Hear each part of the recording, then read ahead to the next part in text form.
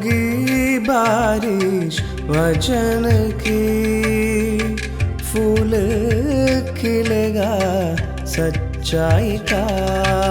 सत्यम सत्यम सत्यम सत्यम सत्यम सत्यम सत्यम सत्यम। प्यारे दर्शकों, हम अगापे सुसमाचार सेवकाई की ओर से सत्यम सत्यम सत्यम कार्यक्रम के माध्यम से प्रभु यीशु मसीह का सुसमाचार आपके लिए लेके आए हैं। हमारे प्रिय श्रोतागण, सबको नमस्कार और अभिनंदन। आज 2000 साल पहले दो व्यक्तियों के बीच में एक संभाषण हुआ। उसी में से कुछ बातें हमारी उन्नति के लिए, लाभ के लिए आपको बताना चाहते हैं। वो दो व्यक्ति और कोई नहीं है, प्रभु यीशु मसीह और उसके साथ उस समय के यहूदियों के बीच में एक बड़ा प्रतिष्ठित व्यक्ति जिसका नाम था निकोदेमुस। इसका विवरण बाइबल में यूहन्ना रचित सुसमाचार अध्याय 3 में हम पाते हैं। निकोदेमुस यहूदियों का एक शिक्षक गुरु था और संध्या के समय प्रभु यीशु मसीह के पास आया और प्रभु यीशु से आध्यात्मिक बातों को लेकर संभाषण हुआ। और उस संभाषण में से हमें बहुत कुछ सीखने के लिए है। जैसे कि उस संभाषण में आध्यात्मिक बातों के चर्चा हुई, तो वही या उसी में से जो हमारे लिए सीख के रूप में उभर आती है, ऐसी बातों को आपके सामने मैं रखना चाहूँगा। निकोदेमुस प्रभु यीशु के पास आया और प्रभु यीशु से उसने अच्छा कहा। उस समय प्रभु यीशु के क्रियाकलापों को यहूदी लोग देख रहे थे कि ये क्या करता है, क्या भाषण देते हैं। और निकोदेमुस ने कहा कि हम मानते हैं कि आप स्वर्ग में से आए हुए हैं। आपके द्वारा जो चिन्ह चमत्कार किए जाते हैं, वे उसका प्रमाण देता है कि आप स्वर्ग में से हैं। अकेला एक साधारण मनुष्य ये नहीं कर सकता। इस रीति से निकोदेमुस की बात शुरू हो गई। प्रभु यीशु ने निकोदेमुस से बातें करते हुए सबसे पहले ये कहा कि ईश्वर का राज्य आने वाला है। उस जमाने के यहूदी लोग ईश्वर के राज्य का आगमन और उसकी स्थापना के लिए मसीहा का आगमन चाह रहे थे और उसकी प्रतीक्षा भी कर रहे थे। पुराने नियम के अनुसार मसीहा के आगमन का समय हो गया था। नबियों की बातों को पूरा करने का समय हो गया था। सो उस व्यक्ति से ईश्वर के राज्य के बारे में कुछ कहना प्रभु यीशु के लिए हर प्रकार से सही था।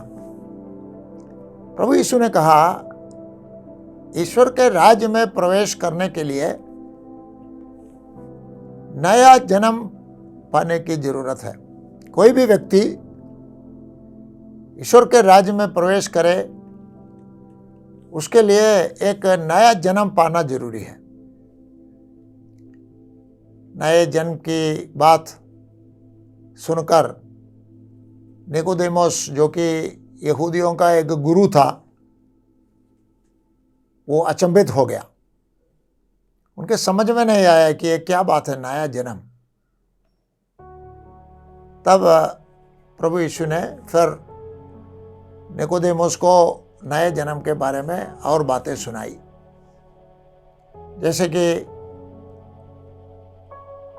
आत्मा और शरीर दोनों में जो भेद है। जैसे शरीर का जन्म है, शारीरिक जन्म, वैसे ही आत्मिक जन्म होना भी संभव है और ईश्वर के राज्य में प्रवेश करने के लिए जरूरी है। यह प्रभु यीशु ने कहकर उनको समझाया। और फिर हमें देखना है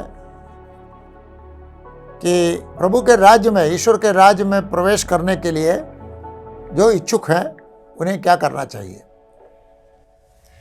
ये 4 बातें हम इस पवित्र शास्त्र के भाग से समझ सकते हैं। और प्रभु यीशु के द्वारा इन तथ्यों के विषय जो भी कहा गया है, जैसे उस समय प्रासंगिक था, इस समय भी उतना ही प्रासंगिक है। यहूदी लोग मसीहा का आगमन और ईश्वर के राज की स्थापना की प्रतीक्षा कर रहे थे। क्यों? क्योंकि ईश्वर का राज क्या है? ईश्वर का राज है कि स्वर्ग का शासन। जैसे स्वर्ग में पिता की इच्छा पूरी हो जाती है, वैसे पृथ्वी पर भी पिता की इच्छा पूरी हो जाए। यह प्रभु यीशु के द्वारा चेलों को दी गई प्रार्थना का एक हिस्सा है। वही है ईश्वर का राज। यीशु ने चेलों से कहा इस प्रकार प्रार्थना करने के लिए, स्वर्गीय पिता, तेरा राज्य आए, तेरी इच्छा जैसे स्वर्ग में होती है वैसे पृथ्वी पर भी पूरी हो जाए। जब ईश्वर की इच्छा के अनुसार पृथ्वी की गतिविधियां होंगी, पृथ्वी के लोग ईश्वर की इच्छा को दिल से मानकर चलना शुरू करेंगे, वही ईश्वर का राज्य है। ईश्वर के राज्य में हर प्रकार की आशीषें बहुतायत से होंगी और उसमें ईश्वर ही रक्षक बनकर सबकी सारी जरूरतों को पूरा कर देंगे। यह ईश्वर का राज्य है। लेकिन ईश्वर के राज्य में कैसे प्रवेश करेगा आदमी? इस संभाषण से हम 4 बातें सीखते हैं। एक बात है कि केवल धार्मिक होना, मतलब अपने धर्म की विधियों को मानना या अपने धर्म के बारे में ज्ञानवान होना जरूरी नहीं है। क्योंकि निकोदेमोस, जिसके साथ प्रभु यीशु मसीह का संभाषण हो रहा था, वो व्यक्ति यहूदी धर्म में काफ़ी ऊंचे स्तर तक पहुंच गए एक व्यक्ति था। वो यहूदियों का गुरु था, ज्ञान बहुत था। और फरीसी एक उस समय के समूह था उसमें वो शामिल थे।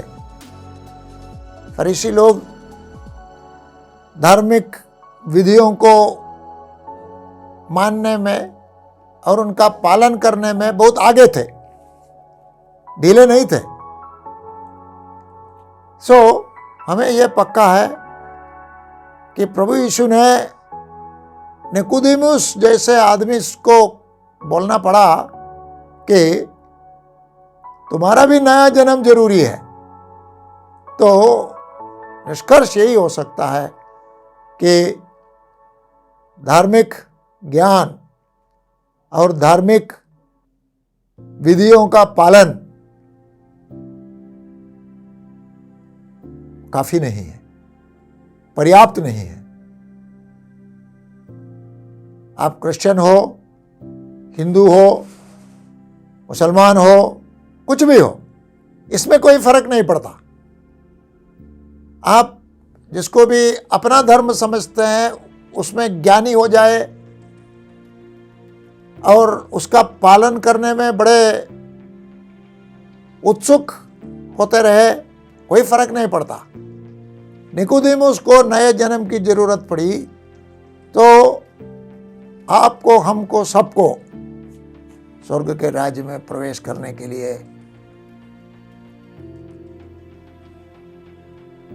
नए जन्म की जरूरत है, दोबारा जन्म लेने की जरूरत है। सो ये प्रभु यीशु ने व्यक्त किया कि नया जन्म लेना, उसके लिए कुछ करना नहीं है, हम नहीं कर सकते हैं। जैसे हमने अपने शारीरिक जन्म के लिए कुछ नहीं किया, हमारा जन्म हुआ, हमने कुछ नहीं किया, वैसे ही आत्मिक जन्म के लिए भी हम कुछ नहीं करते हैं। इसमें कार्य करने वाला ईश्वर है, पवित्र आत्मा है। सो पवित्र आत्मा के क्रिया के द्वारा, पवित्र आत्मा के कार्य के द्वारा हमारे जीवन में ऐसा परिवर्तन होने की ज़रूरत है कि हम बता सकते हैं कि हमारा नया जन्म हुआ। धार्मिकता या धर्मी रहना पर्याप्त नहीं है। दूसरी बात हम देखते हैं इसमें कि नया जन्म जरूरी है सब मनुष्य के लिए। नया जन्म क्या होता है? नया जन्म माने एक नया जीवन, जीवन में संपूर्ण परिवर्तन की जरूरत है। उतना परिवर्तन कि उस जीवन को एक नया जीवन समझना पड़ेगा। पुराना जीवन हट जाए और नया जीवन आ जाए। तो पवित्र शास्त्र में से हम समझते हैं कि यह ईश्वर का काम है, मनुष्य नहीं कर सकता है। ईश्वर पापी मनुष्य के अंदर कार्य करता है, व्यक्तित्व की गहराई में कार्य करता है और ऐसा कार्य करके उस व्यक्ति के अंदर एक नया जीवन, एक बीज के समान डाल देता है और उसका जीवन पूर्ण रूप से परिवर्तित हो जाता है। ईश्वर इस सृष्टि को पूर्ण रूप से नया करने की प्रक्रिया में लगा हुआ है। ईश्वर की सृष्टि आरंभिक समय हर प्रकार से सिद्ध थी, कोई कमी नहीं थी। लेकिन जैसे पाप का प्रवेश हो गया सृष्टि में, उसके साथ सृष्टि बिगड़ गई और उसको प्रभु ईश्वर ठीक कर रहा है। कैसे ठीक कर रहा है? सृष्टि के नवीनीकरण के द्वारा। पुराने नियम में भी नए नियम में भी हम देखते हैं कि ईश्वर आकाश पृथ्वी को नया बनाने वाला है और प्रभु यीशु के चेले एक नए आकाश और नई पृथ्वी की प्रतीक्षा कर रहे हैं। और प्रभु जो नवीनीकरण का कार्य वर्तमान में भी कर रहा है, उसमें प्रभु के चेले सहकारी होते हैं। एक नए जन्म की जरूरत है। जब तक एक आदमी अपने बारे में समझे कि अब मेरा जीवन काफी ठीक है, तो उसके लिए प्रभु यीशु कुछ नहीं कर सकता। प्रभु यीशु एक व्यक्ति के लिए सब कुछ कर सकता है जब वो अपने बारे में समझे कि पाप के कारण मैं बिगड़ा हुआ हूँ, पाप के कारण मैं मुझे जो होना चाहिए वो मैं खुद वहाँ पर पहुँच नहीं सकता हूँ। मुझे ईश्वर पर पूर्ण रूप से भरोसा रखकर निर्भर रहने की जरूरत है। जब तक एक पापी मनुष्य इतना अपने बारे में न समझे, तब तक उस व्यक्ति के जीवन में ईश्वर भी कुछ नहीं कर सकता है।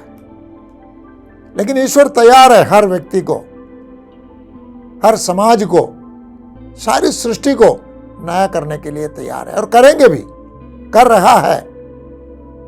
और इस नवीनीकरण की प्रक्रिया को पूरा करने के लिए प्रभु यीशु खुद स्वर्ग से फिर इस भूमि पर उतर कर आएगा। तब नवीनीकरण की परिसमापन होगा। तीसरी बात हम इसमें देखते हैं कि ईश्वर के राज्य में प्रवेश करने के लिए, मतलब ये नए आकाश और नई पृथ्वी जो है, उसमें प्रवेश करने के लिए नए जन्म की जरूरत है। प्रभु ने 2 बार कहा निकोदेमुस से कि जिसका नया जन्म नहीं होता उसका ईश्वर के राज्य में प्रवेश नहीं होगा। ईश्वर के राज्य में फिर सवाल हमारे पास यह है कि ईश्वर के राज्य में प्रवेश करने के लिए हम क्या करें। मैं उसको संक्षिप्त रूप से आपको बताना चाहूंगा। हम क्या करें? सबसे पहले हम समझे कि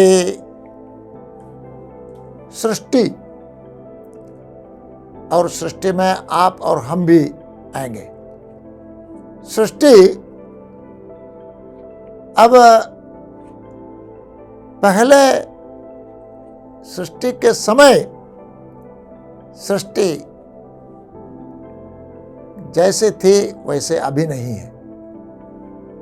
हम एक पाप से बिगड़ी हुई सृष्टि में रहते हैं। हम भी पाप से बिगड़े हुए हैं। शरीर, आत्मा, प्राण हमारे अब हर प्रकार की कमियों से भरपूर है। इस कारण इस संसार में जो भी हम आजकल या इतिहास में जो भी बुराइयां हमने देखी हैं, सबका कारण यही है। और इस सारी बुराइयों को ठीक करने के लिए प्रभु तैयार है। लेकिन प्रभु हमसे कुछ मांगता है। क्या मांगता है? एक है अपनी स्थिति को पहचाने कि मैं पापी हूं, पाप के कारण ही मेरे जीवन में ये सब गड़बड़ियां हैं, पाप के कारण ही इस दुनिया में, समाज में, हर क्षेत्र में जीवन के गड़बड़ियां हैं, ये समझे।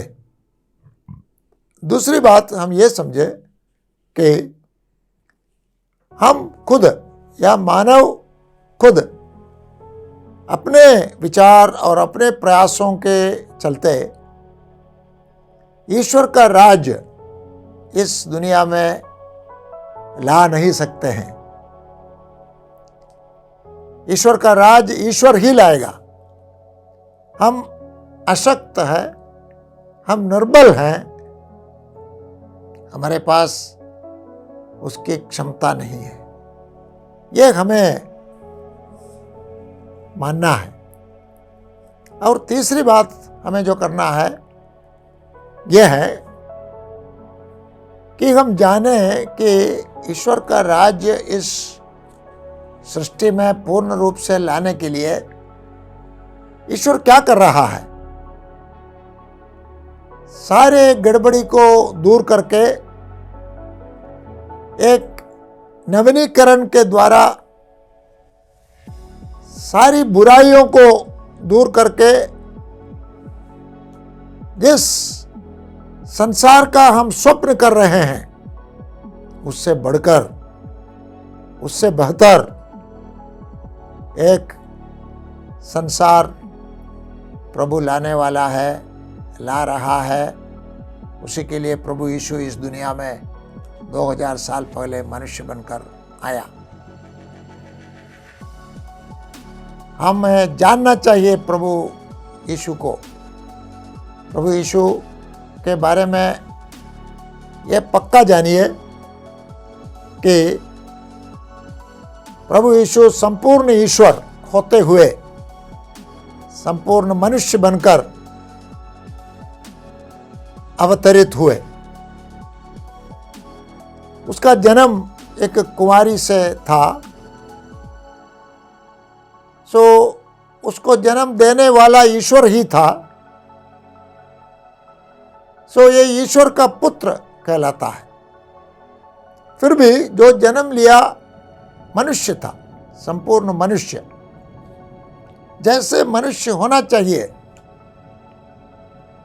उत्तम मनुष्य प्रभु यीशु था। सो जन्म से और कर्म से पाप रहित प्रभु यीशु। लेकिन प्रभु यीशु का क्या हुआ?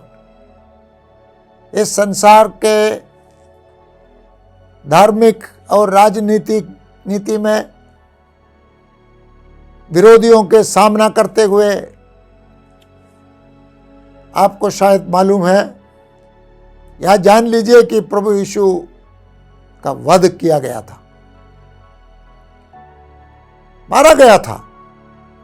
लेकिन 3 दिन के बाद मृतकों में से फिर जिंदा हो गया और जैसे ईश्वर की योजना थी स्वर्ग में चला गया। स्वर्ग में चलकर ईश्वर के राज इस दुनिया में वास्तविक बनाने का कार्य अभी भी कर रहे हैं।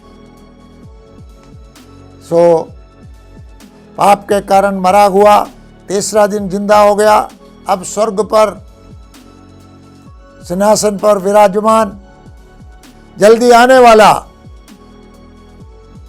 उद्धारकर्ता प्रभु यीशु मसीह को जाने, प्रभु यीशु मसीह को अंगीकार करे, प्रभु यीशु मसीह के पीछे समर्पण के साथ उनका अनुकरण करने के लिए तैयार हो जाए। एक शब्द में कहे जाए तो यूहन्ना रचित सुसमाचार अध्याय 3 में हम देखते हैं पद 16 में, क्योंकि ईश्वर ने जगत से ऐसा प्रेम रखा कि उसने अपना एकलौता पुत्र दे दिया ताकि जो कोई उस पर विश्वास करे वो नाश न हो परंतु अनंत जीवन पाए। ये अनंत जीवन है, नया जीवन। शाश्वत जीवन, हमेशा के लिए प्रभु जो ईश्वर का राज्य बना रहा है उसमें रहे। ईश्वर के राज्य की आशीषों का अनुभव करने के लिए मैं आप सबको प्रभु यीशु के नाम से खुशी और आनंद के साथ निमंत्रण देता हूं। आपका जीवन परिवर्तित हो जाएगा, आपका जीवन नया हो जाएगा, आपके जीवन में दुख शोक चला जाएगा, आपके जीवन में खुशी और शांति भर जाएगी। प्रभु यीशु मसीह के पास आइए।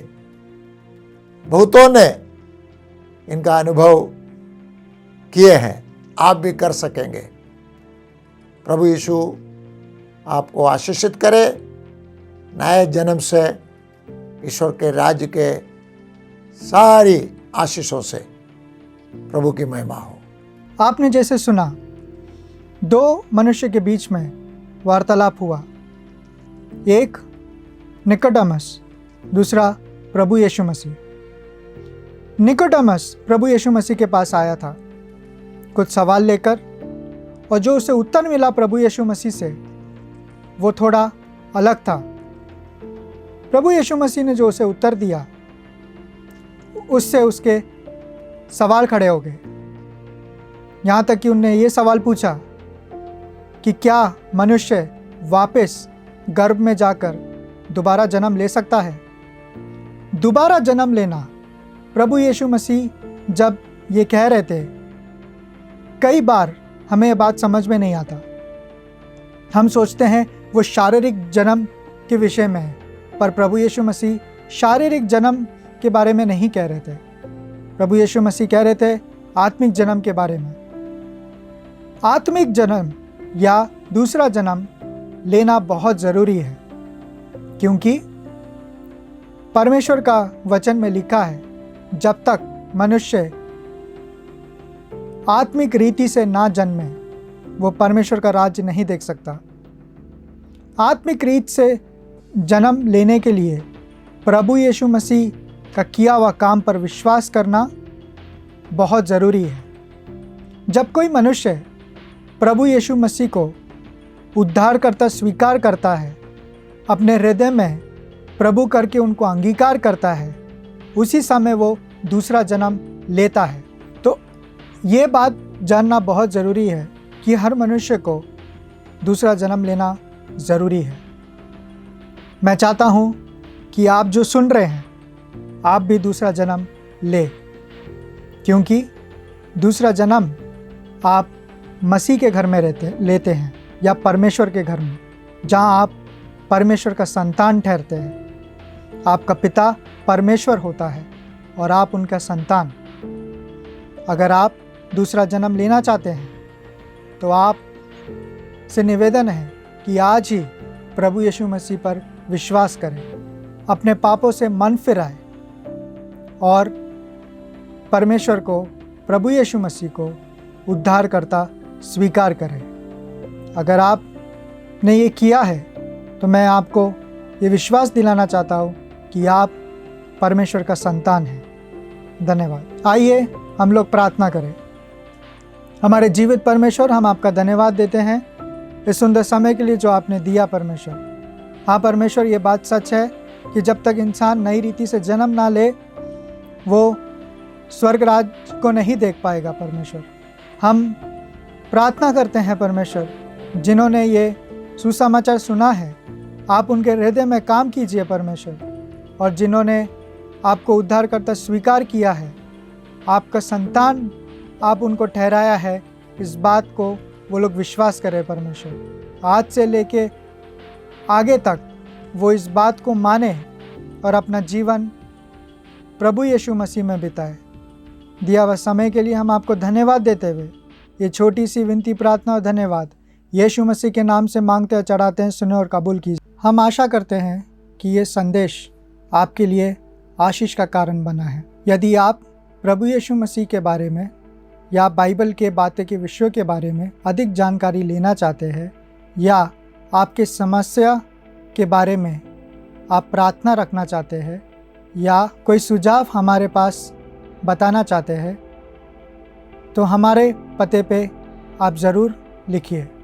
हमारा पता है अगापे गॉस्पेल मिनिस्ट्री 87 मैत्री नगर कोलम 691002। हमारा ईमेल आईडी है satyamsatyamai@gmail.com।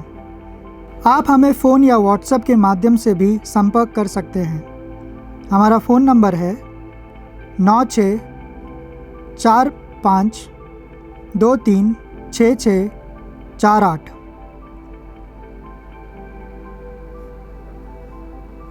जो बोला हुआ इस प्रकार के संदेश को और भी सुनने के लिए हमारे YouTube चैनल सत्यम सत्यमय या हमारे फेसबुक पेज सत्यम सत्यमय पर जाएं। परमेश्वर आप सबको आशीषित करे। होगी बारिश वचन की, फूल खिलेगा सच्चाई का। सत्यम सत्यम सत्यम सत्यम सत्यम सत्यम